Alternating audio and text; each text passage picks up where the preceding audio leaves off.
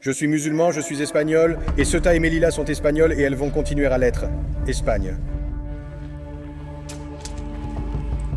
Unique! Il faut du travail pour tous! L'argent, c'est quoi? C'est typique de chez nous et ce sont nos familles qui la préparent. Cette zone est délaissée? Oui, à la poubelle. Là-bas, on voit des quartiers positifs. Là-bas, tous les jours. Tu vas à Malaga, chez les familles, tu vas à Madrid, tu vas n'importe où, et là-bas, les quartiers sont positifs.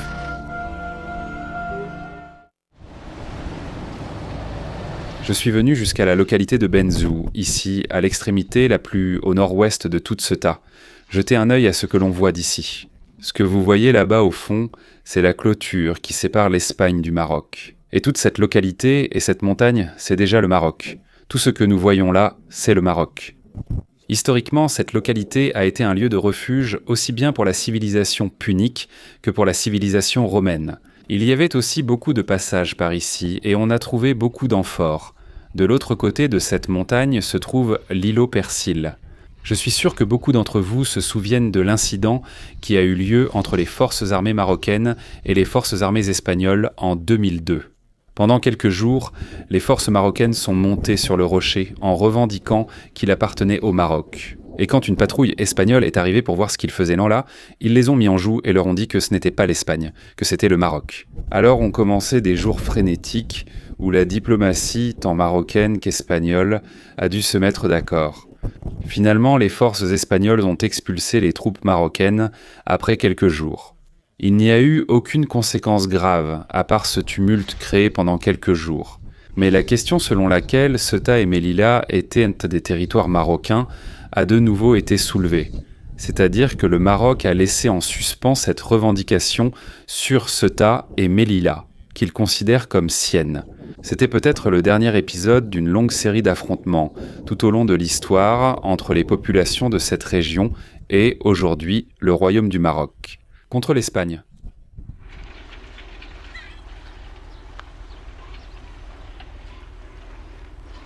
L'une des pratiques très typiques que font certains immigrés illégaux, c'est qu'ils vont nager jusqu'à une zone éloignée de la côte. Ensuite, arrivés au large de l'Espagne, ils nagent jusqu'à la côte, souvent par l'une des criques visibles ici, qui bordent Ceuta.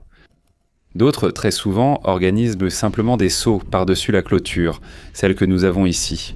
Des sauts massifs où ils se faufilent. 100, 200, 300 immigrés, cela dépend, n'est-ce pas? En regardant depuis la mer, la clôture s'élève et continue là-bas, sur cette montagne, de façon sinueuse. Elle entoure et sépare le Maroc de l'Espagne. Toute cette zone sert souvent de campement improvisé pour les migrants qui passent des semaines, voire des mois, à attendre la bonne occasion pour traverser. Le quartier du prince Alfonso, appelé El Principe, est celui qui a la plus mauvaise réputation à Ceuta.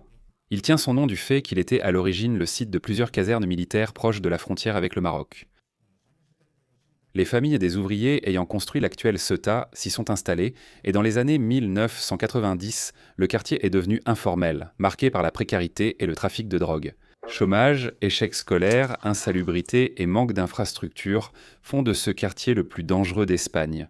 Encouragé par les grands médias en raison de cas de djihadisme, de trafic de drogue, de règlements de comptes entre bandes et d'affrontements armés avec la police.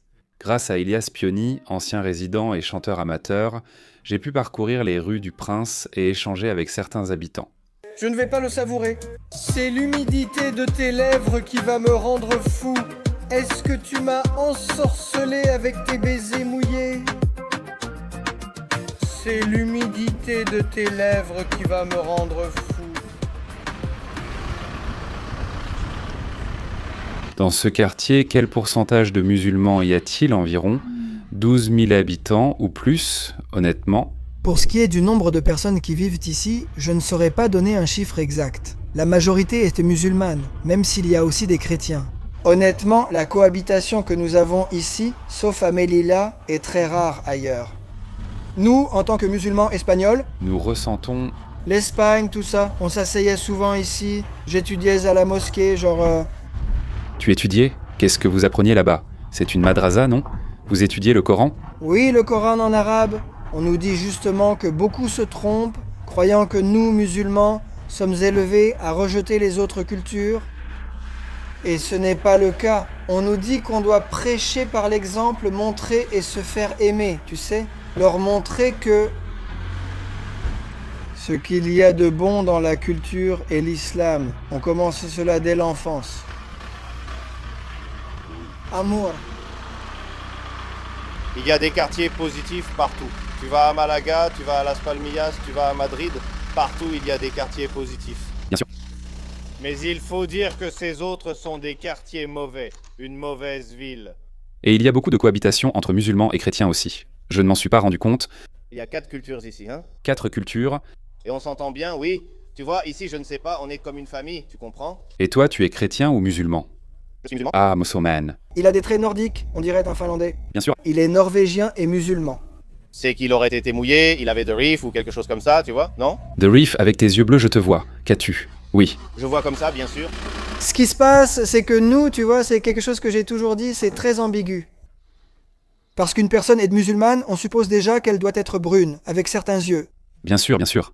Tu sais, je connais des gens, par exemple, mon propre voisin, j'en ai eu un qui était tout pâle. Bien sûr, tu te dis que ce gars-là n'est pas arabe, qu'il n'est pas musulman, mais il est plus mort que moi. Il boit? Ça oui. C'est visible sur nos traits, tu vois? Oui, maintenant. Par exemple, tu prends le passeport marocain, c'est évident, tu vois? Vous parlez ici, j'ai vu que vous utilisez aussi le darija. Le darija n'est pas un dialecte. Vous mélangez l'espagnol et changez très vite, passant de l'espagnol à autre chose. D'un coup, oui. Oui, oui, c'est un peu comme les Lanitos là-bas à Gibraltar. Ils sont là, ils sont là. C'est la plus grande mosquée du prince. Maintenant. La mosquée est, à ma connaissance, la plus grande du prince. Je voulais te demander, ici il y a une mosquée, une autre en carreau, celle-ci verte, et là-bas au fond, la grise, Et encore mouillé? et encore plus. Je ne sais pas s'ils le font encore, mais là-bas, ils entraînent comme dans une école coranique. Tu sais une madrasa? Qu'est-ce qui est mieux? Oui, oui. Il vaut mieux leur enseigner très tôt à être de bons musulmans? Oui. Une personne respectable et respectueuse, plutôt que de laisser n'importe qui lui laver le cerveau et lui faire faire des bêtises, tu vois? Bien sûr. Dans d'autres religions, on dit que l'islam signifie paix. Oui. Les médias, par exemple, font déjà croire que si tu es musulman, tu es montré du doigt, tu vois? Bien sûr. Et surtout avec les attaques et tout, comme au niveau international. À plus tard, merci. Nous, Nous, en fait, nous ne partageons pas ce que ces gens font. Nous sommes contre eux. C'est la tolérance zéro pour la violence. bonjour, salam alaikum. La tolérance zéro pour la violence. Et si je ne te mens pas, la majorité du chômage des jeunes qu'il y a à Ceuta, Oui. je crois que la majorité vient d'ici. Oui. Mais un conseil que je peux donner aux jeunes, c'est de ne pas attendre qu'on les appelle pour travailler, qu'ils aillent étudier.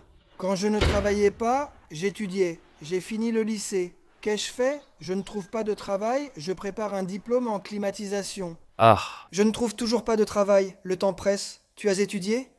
bien sûr. Qu'ils étudient, qu'ils ne se contentent pas de peu, qu'ils n'attendent pas qu'on les appelle pour un plan d'emploi ou autre chose, parce que ça ne sert à rien. En plus, personne ne viendra frapper à la porte de la classe en te disant « Hé, toi, viens ici, il faut qu'on t'aide à obtenir ton diplôme, ton bac pro, ton brevet de technicien supérieur ou une licence. » Dans le quartier du Prince, il y a la police, la garde civile, des avocats, il y en a... Oui, oui, oui. Qu'il y en a. Non, ce qui se vend ici, ce n'est pas l'extrémisme. L'extrémisme, peut-être dans le passé, à une certaine époque, quand il y a eu une mauvaise période. Oui. Je ne saurais pas quoi dire là, mais bon, tout n'est pas de la délinquance.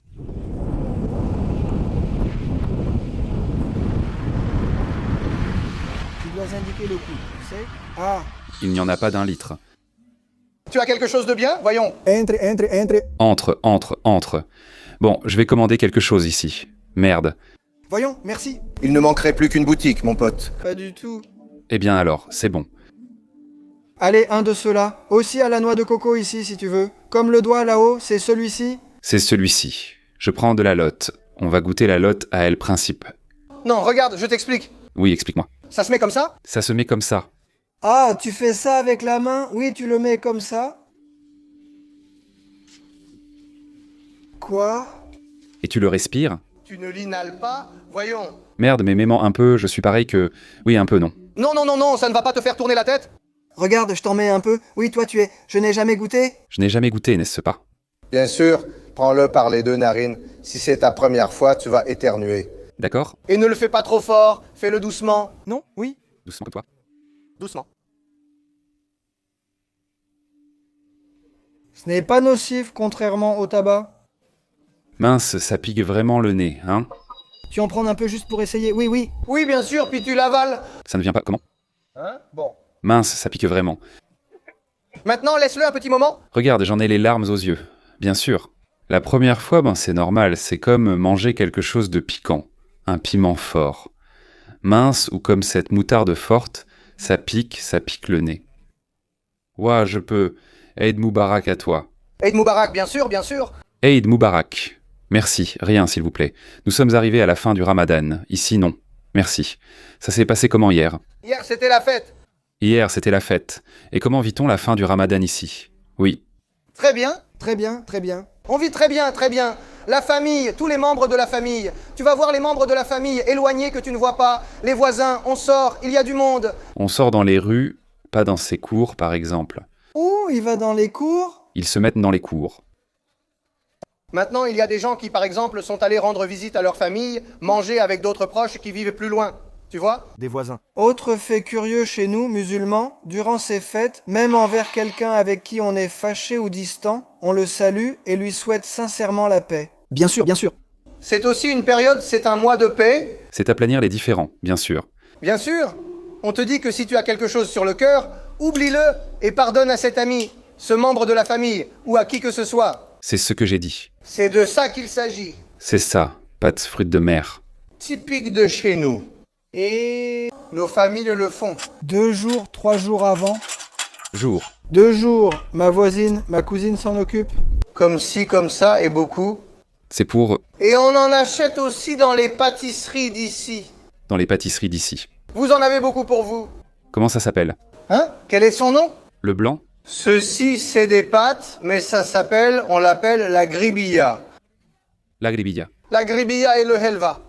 Gribilla et le helva. Le helva, c'est comme le helva. Le helva. C'est comme dire une friandise, le helva. Helva. À goûter le helva. Le helva et la gribilla. Et la gribilla. La gribilla. La gribilla.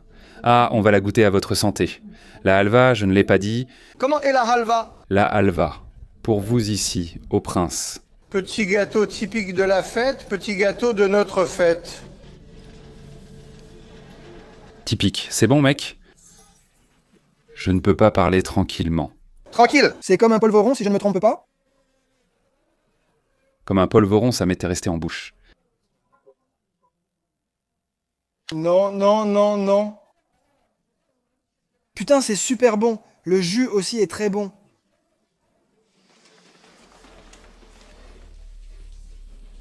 Je prépare du vin, il va y avoir du monde qui arrive. Existe-t-il une tension concernant ce qui se dit sur Melilla et Ceuta? C'est quelque chose qui m'a toujours énervé.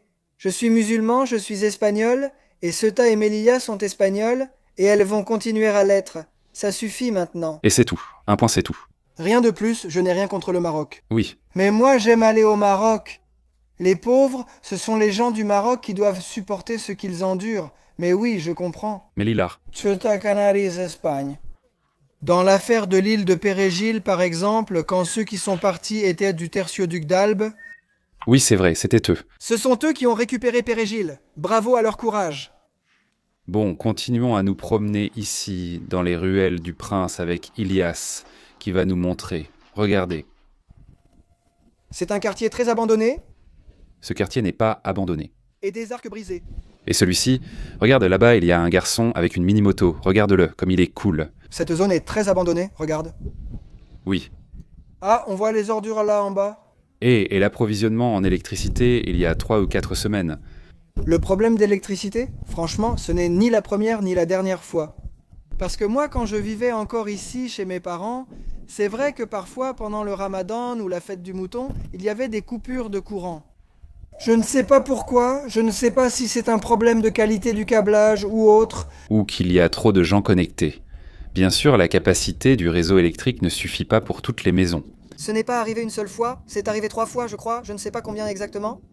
Oui, oui. Si tu es ici à El Principe, pendant une coupure de courant, tu ne vois rien du tout. Tu ne vois rien car il n'y a aucun lampadaire. Rien. Voici ce que l'on voit depuis cette ouverture du bâtiment. Les maisons du prince avec des constructions superposées.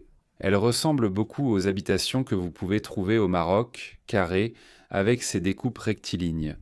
Le problème, c'est qu'il n'y a pas de travail, il y a beaucoup de chômage, il n'y a pas d'issue. Les gens sont désespérés. La délinquance est la même qu'ailleurs, et le principe la télément. Ici, il faut vivre au jour le jour. Il y a des gens normaux, très bien, de bonnes et de mauvaises personnes, comme partout.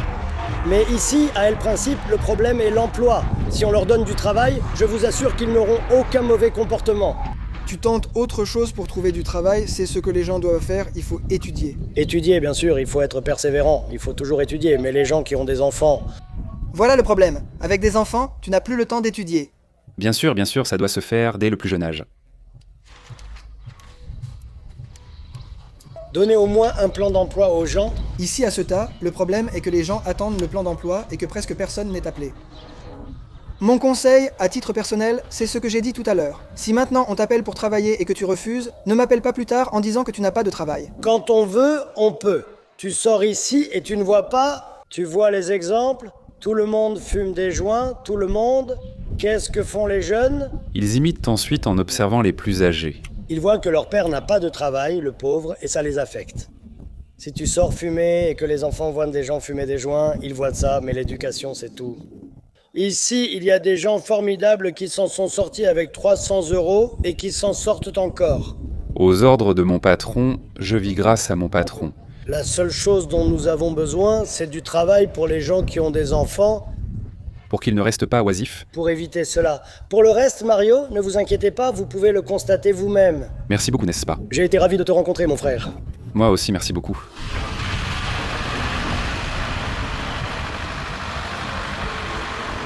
La procession part-elle d'ici? Qui l'organise? Ce sont ceux-là qui la sortent ou quoi? Les gens du quartier d'ici? Non. Les gens du quartier. Disons que les voisins ont tendance à lui apporter leur soutien, tu sais? Car souvent, les voisins mettaient un gilet et rejoignaient la procession. Ah. Dire que nous, musulmans, sommes là. Oui. En gros, pour montrer notre soutien... Oui, du soutien, effectivement. Qu'ils ne fassent pas de bêtises et qu'ils sachent qu'il ne va rien se passer, qu'on est là avec eux. Qu'ils sortent l'image du Christ en plein quartier du prince musulman, il n'y a pas de problème. Ça, il n'y a pas de problème. Il n'y a jamais eu de problème avec le Christ pour le sortir. Ça, c'est respecté. Des gens viennent de partout à Ceuta. Il y a aussi des gens qui viennent de l'extérieur. Oui.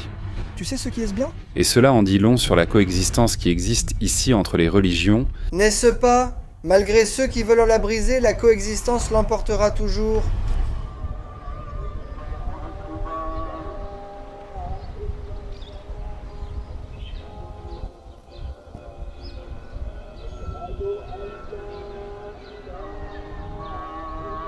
Regardez, et là on vient tout juste de surprendre l'appel à la prière, et vous pouvez entendre tout le quartier du prince appelé à la prière. L'imam est-il aussi espagnol? Eh bien, la plupart viennent généralement du Maroc, c'est vrai, oui, mais je pense que là-dessus, je ne saurais pas quoi te dire. Mais il doit y en avoir quelques-uns de Ceuta. Il doit y en avoir quelques-uns de Ceuta, d'accord? Mais en vérité, les discours ne disent rien de mal, ni rien d'extrémiste. Bien sûr. Si le quartier était si mauvais, il n'y aurait pas aujourd'hui une église organisant une procession depuis le prince. Oui.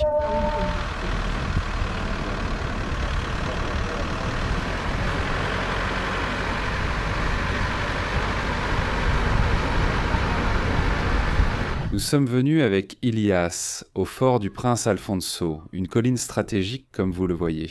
Ce fort date du XVIIIe siècle, de style néo-médiéval, et il a été construit précisément pour prendre position et contrôler ces collines qui bordent la frontière. Là-bas au fond, ici en bas, vous pouvez voir la clôture, de ce côté le Maroc et de celui-ci, l'Espagne. Vous pouvez voir quelques tours défensives également le long de cette colline, et vous pouvez apercevoir le centre pénitentiaire de Ceuta. Le plus grand, c'est celui que vous voyez là, avec les maisons vert clair et le toit vert en bas sur cette colline. On voit encore des restes de voitures, châssis, volants, sièges, et une autre voiture abandonnée, cassée. Ici aussi, vous en avez une autre, juste en dessous du fort du prince Alphonse. Donc, on voit qu'il y a encore un peu de négligence. Ici, vous pouvez le voir de plus près, une voiture complètement calcinée à l'intérieur, dans un état de ruine. Regardez l'état dans lequel se trouve le fort. Ilias me dit que ce serait bien qu'il le répare. Ce n'est pas bien, parce que regarde le trou énorme qu'on a ici, et c'est un patrimoine de la ville. Putain, bien sûr. Regardez, regardez, regardez. Regarde, Voici une zone historique, elle ne devrait pas être ainsi. d'accord? On peut parler d'incivilité et tout ça, mais il y a de l'incivilité dans tout ce tas, pas seulement dans le quartier, il y en a dans tout ce tas. Dommage que ce lieu ait été abandonné, j'y ai suivi mon 2e cours de spécialisation en climatisation. Ils l'utilisaient comme centre de formation. Ah, c'était un centre de formation? Ils l'ont utilisé comme centre de formation. Mais ça n'a duré qu'1 an ou 2, et puis c'est tout. Regarde, on peut le voir d'ici.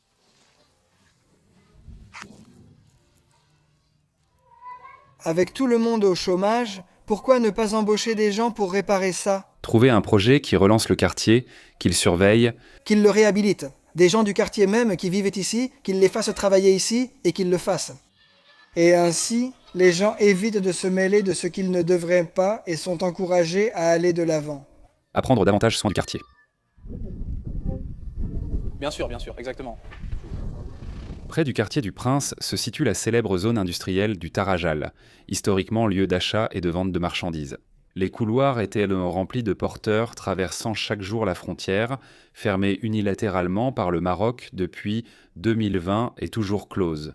Actuellement, la zone industrielle a perdu l'agitation qui la caractérisait. La plupart des commerces de Ceuta ont fermé et la zone sert parfois à accueillir des migrants et mineurs traversant illégalement. Côté espagnol, tout est prêt pour rouvrir le passage des piétons et marchandises depuis l'accord avec le Maroc en 2022.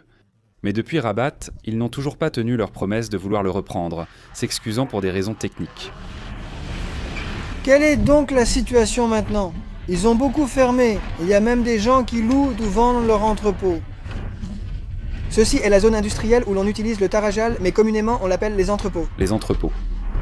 La petite voiture là de haut de gamme, une Lamborghini Gallardo, je ne comprends rien. Oui, on voit bien, sauf quelques-unes. C'est ce que c'était avant? Bien sûr. Avant, c'était plein à craquer. Oui, certaines zones sont abandonnées malgré quelques magasins ouverts. Ceci est déjà la frontière. Et ceci, c'est déjà là. Frontière? Regardez, waouh. La Grande Muraille est au Maroc. Ici, il y a quelque temps, les porteurs descendaient, prenaient les colis et les jetaient. C'était une clôture grillagée, on pouvait voir le Maroc. Mince, ils jetèrent les colis. Ils jetaient illégalement les colis. Au lieu de les transporter par la frontière, ils les jetèrent par ici.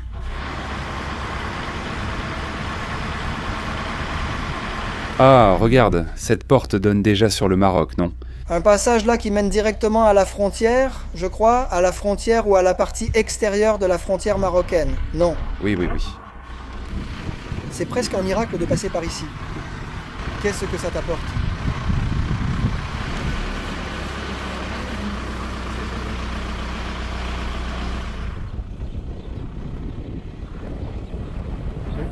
Ici, très souvent, ils entrent par l'Espigone ou par celui de Benzou. Ce sont généralement de jeunes Marocains, et la plupart d'entre eux meurent. Putain, oui. De nombreux cadavres ont été découverts récemment à la Ribera. À Fuentecaballo, un jeune a aussi été retrouvé mort à Benzou, tu sais? Et quand il y a eu l'invasion de la frontière, c'était impressionnant. On ne voyait même plus l'eau tellement il y avait de monde qui était entré. Sérieusement? L'armée a dû venir aider la garde civile. Ici, la télévision nationale essayait de montrer ce qu'ils voulaient. Oui, bien sûr. Mais bon, c'était une ruine et les quartiers étaient pleins, toute Ceuta était pleine. C'est la grille dont parle Ilias. La voilà, non? Celle du passage, oui, la longue. Ça, c'est l'Espagne. Oui, Il disait mettre des bus pour faire pression sur l'Europe. je connais des gens de là-bas qui m'ont dit que ça arrivait, oui. Que ça arrive, putain. Et maintenant, la question de la migration ces derniers mois? Il y a beaucoup de gens qui arrivent.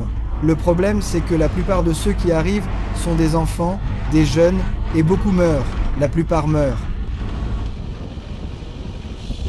Regarde, il y a une chèvre. Attends, stoppe-toi. Regardez, des voisins improvisés du prince. La chèvre, mec. J'ai plus foi en une chèvre qu'en quelqu'un. Et ce sont des gens qui ont leur ferme ici, non? Et ils les laissent. Elles appartiennent à un voisin qui a du bétail. Pour moi, c'était là-bas. C'est là, oui. Il y a quelque chose de curieux. Ces chèvres traversent toujours par un passage piéton. Apprenez des chèvres. On traverse par les passages piétons, pas au milieu de la route. Regarde, tu as raison, Ilias. Elles passent par le passage piéton. Mec. Homme. Ce sont les petites maisons dont on vient de nous parler, les premières maisons ici du prince, ou parmi les premières. Allez, elles ont été construites il y a plus de 100 ans. Pour que vous puissiez vous faire une idée, voici à quoi ressemblent les couloirs, les petites ruelles. Ne me dites pas que ça n'a pas une touche mauresque, cette vieille ville, comme le dit Ilias. Maintenant, c'est ce qui ressemble le plus à une favela. Non, je parle en termes de construction, de couloirs et tout ça. Parce que, regardez, tout est pratiquement comme ça ici. Non, non, non. S'il te plaît. Ne jetez pas de déchets.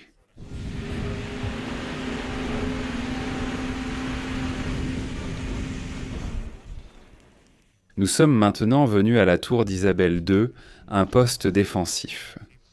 Vous voyez qu'ils ont fait un trou pour passer, mais en fait c'est fermé. En théorie, c'est abandonné.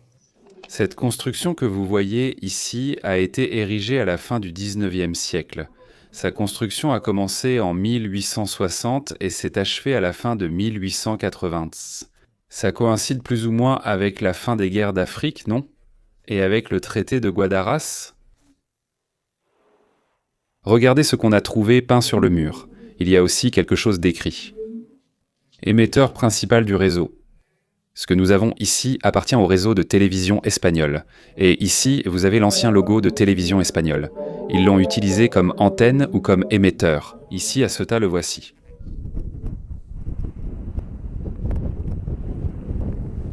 Regardez. Regardez. Pour terminer la journée, nous sommes venus à la sandwicherie d'Unia à Ceuta, ici avec Ilias, qui nous l'a recommandé. Regardez, regardez comme ça a l'air bon. Voilà, ce sont les cœurs de poulet qui sont typiques d'ici et différents types de lignado. Brochette de poulet. Brochette de poulet. 2 filettes. À la plancha et poulet au citron assaisonné. Citron assaisonné et pané. Pané avec des crevettes et du fromage. Pané avec des crevettes et du fromage. Ici, il y a des salades, pas russes, et plusieurs sortes de crabes. C'est très bon. Maintenant que tu es de Russie, ce n'est pas une vraie salade russe. La salade typique est différente. Oui, ils en mangent, mais c'est un peu différent. Et les cœurs de poulet... Ils sont aussi servis en sandwich. Oui, comment tu les manges normalement? Un sandwich Campero? Le Campero est plus grand. Non, il est plus grand et plus rond. Non, mais en sandwich, oui. C'est ma première dégustation. Tu le veux complet? Oui, complet, s'il te plaît. On goûte quelque chose de typique de Ceuta. Combien ça coûte par curiosité, le sandwich? Eh bien, regarde. Le sandwich filet au citron est à 3,80 €, celui au cœur à 3 € et le Campero à 4,80 €. Eh bien, les prix sont très bien. Mieux qu'à Madrid. C'est le Campero de quoi? De poulet. Aussi de hamburger. Hamburger de viande hachée. Et ceci est un filet de poulet au citron, filet de poulet au citron. Oui, avec le fait fromage. Et tout avec de l'œuf, du fromage et ici les cœurs de poulet. Je vais goûter quelque chose de typique de Ceuta. Alors voilà, à vous, à votre santé. Les cœurs sont bons. Putain. Avec sa petite sauce, c'est comme de la viande, ça se mâche, c'est tendre, c'est grillé, non? Voilà, regarde, chacun a son goût. Il y a sa petite laitue, sa tomate, on te le sert. Et avec quoi c'est? Pas d'oignon, mais un peu d'oignon, oui. C'est assez complet, mais c'est très savoureux. On savoure bien les cœurs, non? Oui, mais on ne dirait pas que c'est du cœur. Ah. Ce n'est pas comme on le décrit. Au Maroc aussi, ce n'est pas comme on le dit. Au Maroc aussi, beaucoup ne le portent pas. Au Maroc, il y a de tout, des bikinis et tout le reste. Non, ce n'est pas comme les médias le montrent, elle n'est pas opprimée, c'est pareil. Tu n'as pas vu? Oui, tu peux te promener tranquillement et tu l'as vu de tes propres yeux. Oui. Les femmes sont libres, comme il se doit, elles sont libres. Personne ne leur impose rien, ni met ceci, ni met cela. Si elles le portent, c'est parce qu'elles le veulent. Mais ce n'est pas par obligation. Parce que nous avons vu qu'il n'y en a pas beaucoup. Les jeunes filles, les plus âgées, je crois que toutes celles que nous avons vues ne le portaient pas.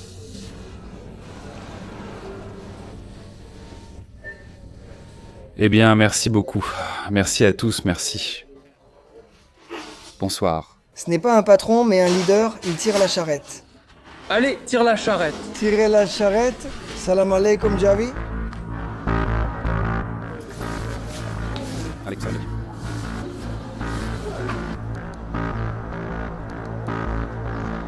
Travaille ici, travaille, oui. D'ici. Ici, enchanté. Victor, oui, je suis espagnol. Ferraille. Ah, c'est de la ferraille, non? Comment ça va l'Espagne? Bien. Je paierai, ne t'inquiète pas. Non. Je veille. Travaille, non, ce petit. S'il te plaît, toi oui. C'est quoi cette histoire de pouvoir, mon ami?